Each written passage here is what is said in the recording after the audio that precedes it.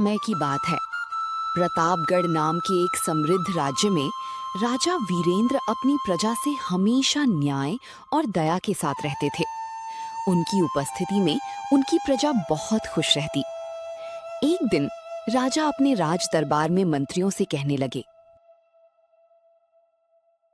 इस साल का कर पूरा वसूल हो गया या नहीं? और याद रखना, मेरी प्रजा की सुरक्षा ही मेरी जिम्मेदारी है। उन्हें कोई तकलीफ ना हो। तो मंत्री कहने लगे, जी महाराज, कर वसूल हो गया, बस कुछ लोगों का कर आना बाकी है। ध्यान रहे मंत्री, प्रजा को कोई तकलीफ ना हो। अगर कर के पैसे ना निकले तो उन्हें ज्यादा परेशान मत करना। महाराज ये कह ही रहे थे, उतने में ही एक सेनापति दरबार में घबराते हुए आता है और कहता है, महाराज को मेरा प्रणाम।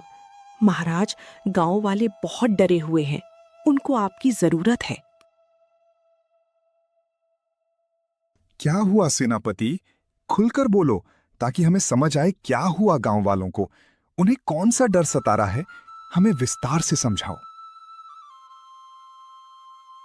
महाराज, गांव वालों के द्वारा जंगल में कोई अजीब प्राणी देखा गया है।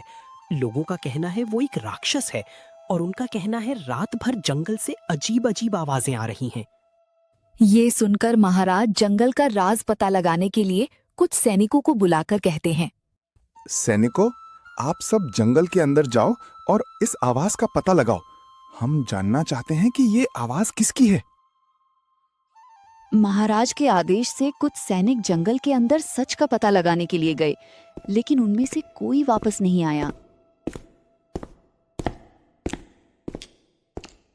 सैनिकों के वापस ना आने की चिंता से राजा ने और सैनिकों को ना भेजकर खुद ही जंगल में सच का पता लगाने की ठान ली और उनके वापस आने तक सारी जिम्मेदारी मंत्रियों पर सौंप दी। और कुछ भरोसेमंद सैनिकों को अपने साथ लेकर जंगल का सच पता लगाने के लिए निकल पड़े। आगे महाराज के साथ क्या हुआ? क्या महाराज भी दूसरे सैनिकों जैसे गायब हो जाएंगे? जानने के लिए देखें पार्ट 2।